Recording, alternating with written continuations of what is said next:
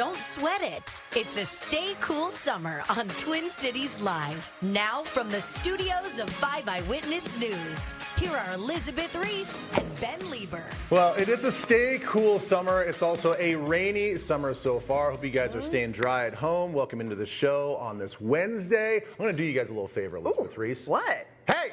Oh. Wake up! Oh my gosh. I'm so upset. How's that? I was in our boss's office a little earlier today. Everything's fine.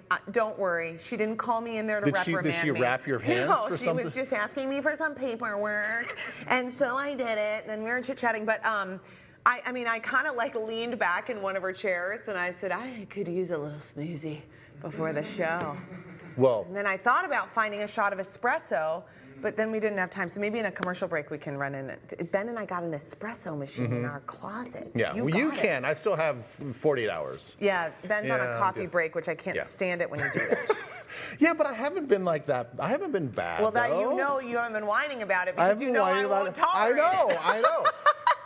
But come here after 48 hours, maybe Friday afternoon when we're down in New Prague. Let's get a coffee on the way to New Prague. I can have a little coffee with you. Yeah, yes, that sounds absolutely. nice. That sounds really, really nice. See, drinkers like company. Coffee drinker, we want to drink it with friends. It is social. I get it. I get it. So the whole reason, like, I'm glad that you've kind of felt the same way. I'm leaving the house today, and Abby gets home and Ames gets home. They had some stuff going on this morning, and Abby like takes a big stretch and she's like, oh, kind of like a day for a nap. And I'm like, well, I know. I feel like a nap too. It's just the rain and it's gray, and I wish I could take a nap. And so I'm like, I'm guessing that she's feeling the way you're feeling, and like, you're feeling the way a lot of other people are feeling. So I'm like, let's wake up. Makes you seepy, that rain. It makes you really seepy.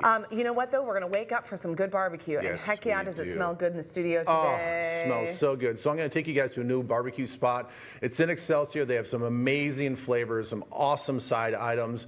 They've got a really, really cool history as well. Yeah. And I can't wait to share that all with you guys. You learned some stuff. I mean, you came back and you were like, I'm locked in. I got some knowledge. Oh, I got some real knowledge. You also, I think you finally resigned yourself to the things that you can try to make in terms of like grilling or barbecue at home, and the things that you should just leave to the pros and just go get it. I'm going to leave the brisket to my friend Chris and to your husband Jay. And then I'm going to also go to this particular spot to get the brisket because I can't make brisket. No, Jay has like a 50% success rate with brisket. And he's really good at a lot of things on Better the grill. than my brisket's hard. 0. It's just hard. Sometimes it ends up like dry and chewy and crumbly. Mine always ends up dry. The whole thing. Okay, also, we're going to talk about summer and summer skincare. Uli Haslacher is here from Pour Moi Climate Smart Skincare. I spent the evening with her last night and a whole bunch of you. Today we're going to really lean into what does it mean to have climate smart skincare? Why is this different? This isn't done by skin type. It's not done by your age or the color of your skin or anything like that. It is really about your skin and how it interacts with the environment. Yeah, love all the science background. Also, let me just start by saying this. Kalimera, everybody. Kalimera. That is how you say good morning and good evening in Greek. You say both, so you don't know if it's morning or evening. It's kind of like aloha. It's like both hello and goodbye. Joyful. Yeah. But anyway, so Kristen's going to continue her recap of her fabulous trip to Greece, although she's not taking us to Greece. They're going next door to Ephesus. Ephesus. I said it right before the show started, and now that I'm reading it, I don't even need to read it. Ephesus, Turkey. They got a bonus country. Yeah, they got a bonus country. Which you're going to get a bonus country when you go to Japan. Yeah, when we do our Japan trip, we're getting a bonus country of South Korea. Yes. We're going to pop right in, and I'm going to FaceTime you no matter what time it is. It's going to be the middle of the night, and I'm going to be like, here I am, I'm with your people. It's going to be so exciting. Can I also share some more words with you guys? Yes. Okay, so our intern Gabby, she went to Greece, and she gave me these words. Oh, you have it on a Post-it. Kalimera, like I said, is good morning and good afternoon. Was that the right pronunciation, Gabs? Okay. Okay. Yasis? Yeah. Yasis. Yasis. Yasis is hello, and yamas is cheers. Okay. So cheers to you Look guys. at this. Anyone who's Greek at home, we hope you appreciated that, and we're sorry. Yeah, I'm trying. Okay. I hope you appreciate my effort. I think that's nice. C's get degrees. Well, we've been having fun with the Greek content on the show this week. She's been taking us to all these beautiful places. And you know, what's so interesting about Greece is that as you start to dig into it, you realize how much our current world is impacted by Greece and by the society that the Greek people really pioneered. They kind of knew what they were doing. I think so. There are many building blocks of our society that can be tied back to Greece. So this is in the Archaic period, which is really pivotal. Yeah, it This sounds was old. It was a 300-year stretch of political and social development, which still has a legacy that impacts today. Shall we talk politics?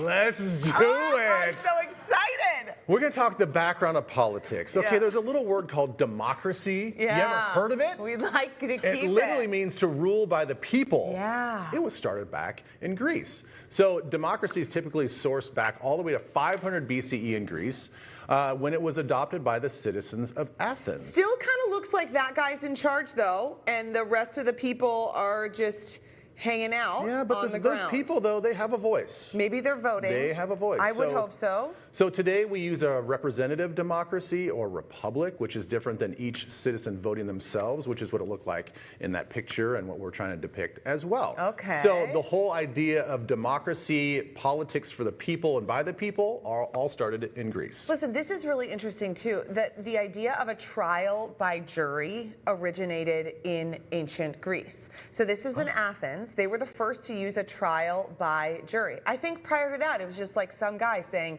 Yeah, just one judge. You're the crime. You're a criminal. See you later. Yep. You're ousted. So this image depicts the ancient philosopher Socrates. Yeah, I've heard of him. His trial. Normal cases summoned a jury of up to 500 Whoa, jurors. 500? This is really interesting. Up to 1,501 jurors. You got to add the one. The one could Yes. be summoned for a serious case, which kind of makes our 12-juror situation look a little sad. I know. So again, I have not been selected for jury duty. Please don't select me. Okay? Please don't. Just don't do it. You Okay? just I'm not tempt going your to get fate, start randomly knocking. selected like I did for drug tests all the time in the NFL. It's like, we know he's clean. Let's test him all the time. Jeez Louise. So anyway, the process I think is it's so like labor intensive, like the jury selection process Oh my right gosh, now. and it costs a fortune. And it costs a lot, and it's kind of like intrusive. Like they know everything about you, and they ask all these like kind of invasive like questions. And No, but listen, you got to pay the price. If you want to be a part of the democracy, I then get it. somebody's got to step up and do it. Turns out if you register to vote, you're putting your name in the that's hat for true. the old jury duty. Yeah. Very good. Okay, how all about right. the writing and the arts? Writing in the arts. A lot of this originated in Greece. Can you read this? Yeah, how about I cannot read that. Maybe you can. Maybe Gabby could. Maybe she could. The alphabet. It derived from the Phoenician alphabet. The Greek alphabet was the first Western, quote unquote, Western alphabet.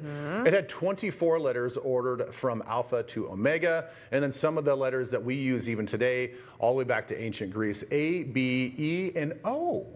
Very nice. The letters I know are the Kappa Kappa Gamma, my sorority. College. That is really how I learned some of that stuff, is just through like the KKG. Greek life and Yeah. sororities and Were you a Sigma fraternities. Phi Epsilon, a I Delta was- Upsilon? I was a football player. Hello. How about libraries? Okay, the very first library in the world, the Library of Alexandria, was built in Egypt, but at the time, Egypt was under Greek control. No word on whether they liked that or not, but it did make the first library technically Greek in origin because they were running the show. There were more than 700,000 scrolls of work in the library. I mean, these kids today don't even know what microfiche is. They would never be able to No. figure out a scroll. Well, and unfortunately, that library got burned down, and so much of our history of our world got burned with it. Oh no. Yeah. Did you Oh, yeah, research that? No, I think it's just kind of known. The Library of Alexandria got burned down. Oh, I didn't know Yeah, that. when I think it was later conquered, and then they're like, oh yeah, all this like learning stuff, let's just like light it on fire. Oh well, shoot. That There's was probably upsetting. the secrets to the pyramids in there. Yeah. You know, yeah. could be an ancient power plant. I don't know. Oh, all the answers were there. We don't Well really know. known that it burned down. How I about didn't the know. theater? Oh, the theater. Theater.